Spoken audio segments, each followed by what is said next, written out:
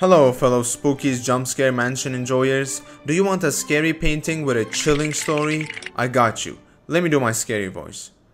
The painting of the Spanish general Bernardo de Galvez at the end of a hallway in Hotel Galvez in Galveston, Texas. Yes, it's all named after one guy. Is said to have supernatural influence over photographs taken of it. Some claim to see a skull in flash photography of the painting, and according to local folklore, visitors must politely ask permission of the ghost to take a picture, or else the photos will be ruined.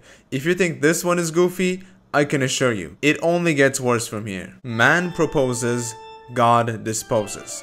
A violent telling of how Franklin's lost expedition may have ended up. It is hung on one of the walls of Royal Holloway College.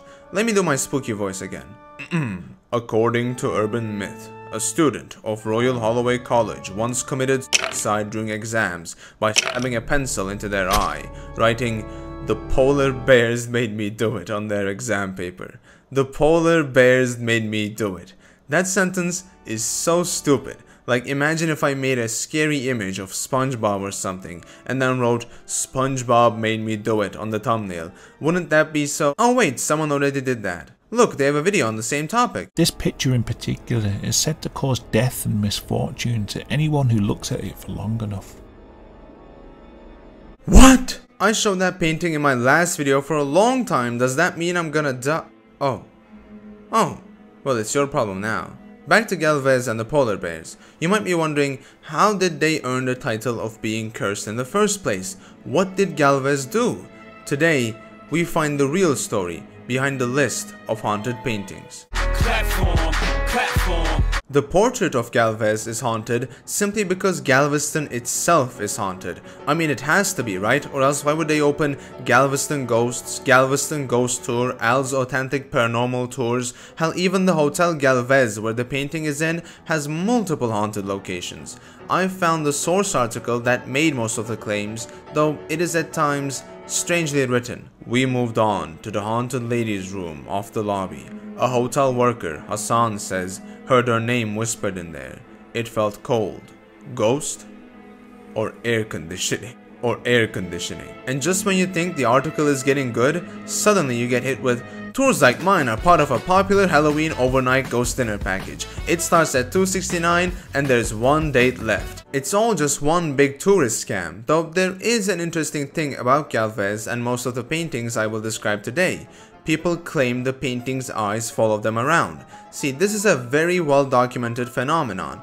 Due to our perception of perspective, certain paintings appear as if they're always looking at us. James Todd, a professor of psychology at Ohio State University, says, all it takes for the effect to work is to have the person in the painting or photograph look straight ahead, and wouldn't you know it, Galvez is looking right ahead. The polar bears have no such effect though. The whole reason people think they're haunted is because the students of Holloway thought it was a bad omen to take an exam while sitting next to the painting, you know, since it shows a failed expedition. Eventually in the 70s, a kid tells an exam overseer that they won't take the exam sitting next to the painting, so the teacher covers it up with the Union Jack.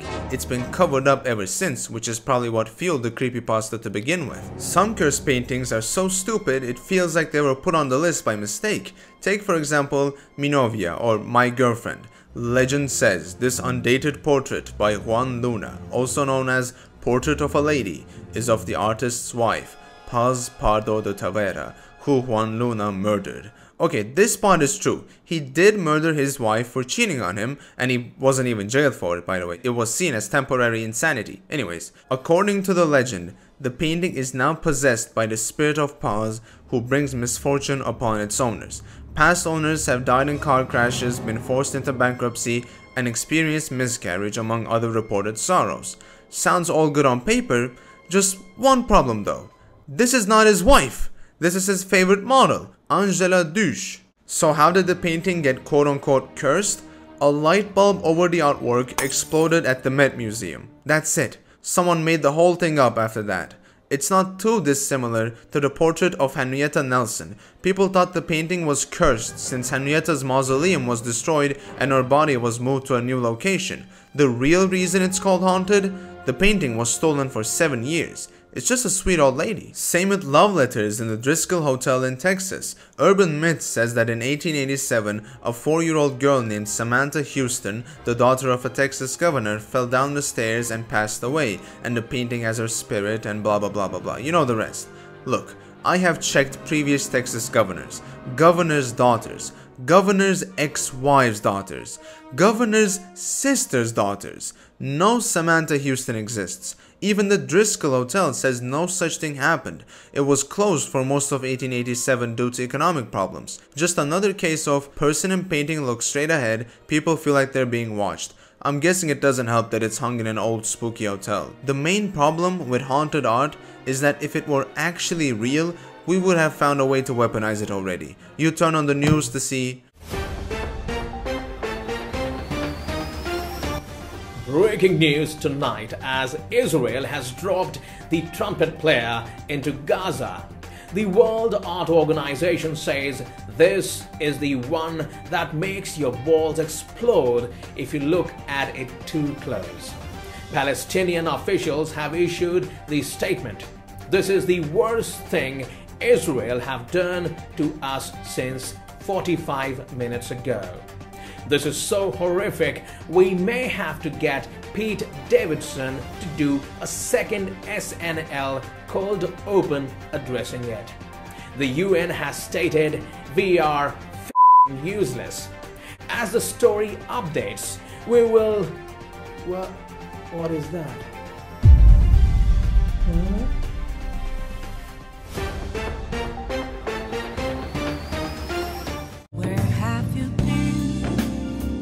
Even though the backstory to most cursed paintings is absolute BS, there are some which hold tragic tales, Death and the Child by Edward Munch being one of them. The painting depicts a sickly old woman on her deathbed with a child covering her ears as if she is rejecting the harsh reality of the situation. The artwork has a strong connection to Munch, as the girl and the woman in the painting are not a random family, but instead his own mother and sister. Munch's mother passed away from tuberculosis when he was still quite young. However, there was another event that shaped much of Munch's life, perhaps even more tragic in the context of the painting, that of his older sister also dying of tuberculosis years after his mother.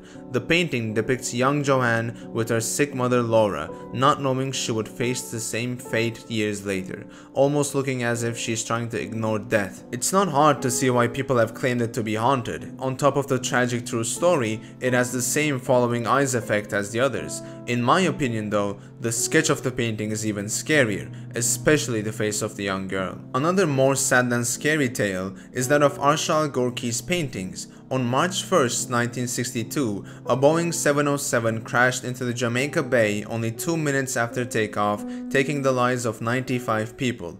The plane contained 15 Gorky paintings. I find it insensitive and ridiculous to attribute such a grand tragedy to a couple of paintings. This isn't something we should turn into a scary bedside story or joke about. I would never joke about such a thing.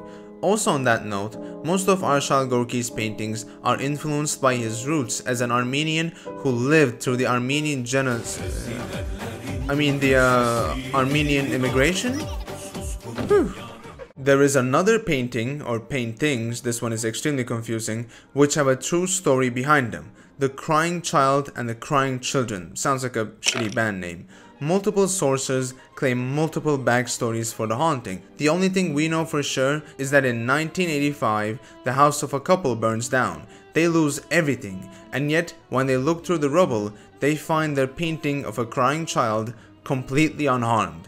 A The Sun reporter learns of this and writes the article "Blazing Curse of the Crying Boy Picture." If this wasn't enough, he claims multiple cursed crying child paintings exist and that the painter, Giovanni Bragolin, was a serial orphan abuser and used them as models. We'll get back to these claims, but I want to focus on something else first, which is that the curse was seemingly real with multiple fires and multiple unscathed paintings. For starters, the prints of the crying children were found to be coated in a fire-retardant varnish, which explains how they kept ending up undamaged. A bit surprised. I think it's probably been coated in something which is resisting the flames. 2. A Giovanni Bragolin does not exist. That's the pseudonym of a Spanish painter called Bruno Amadeo, the actual artist behind the crying kids. Also, he was not some weirdo making orphans cry just so he could paint them. The Sun made all that shit up. But the people don't know any of this. So when the Sun announces on Halloween that they will be hosting a crying child painting bonfire where they burn all the prints, people actually bought crying child paintings and sent them to the Sun. And they really burnt them. Sun nails curse of the weeping boy for good. My heroes. This is probably the biggest ever public reaction to haunted art. Still, I can't help but stay unconvinced by even the paintings with real stories behind them. Though, there is something I believe in that seems to haunt even haunted art.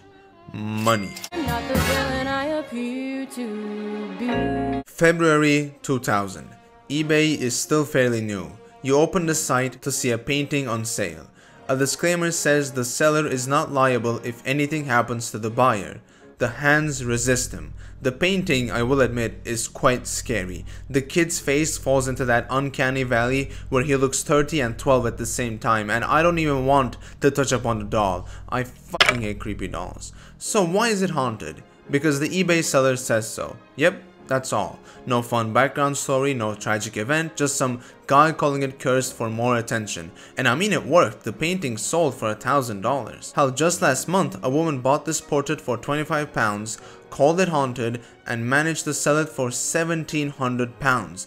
That's a 6,800% return on investment. See, I'm showing you guys all the art market tricks, like investment tip number 1, lie. Next up is the stagecraft, a painting based on a real photo. The scary part is supposed to be that figure in the background who looks headless. Now we could compare the painting to the actual photo, however it was unfortunately taken by the same camera they used to take pictures of Bigfoot, so you can't really tell what's happening. Then who claims it's haunted? The painter, seemingly a Polyblank viewer from the past who discovered the infinite money glitch that is selling haunted art.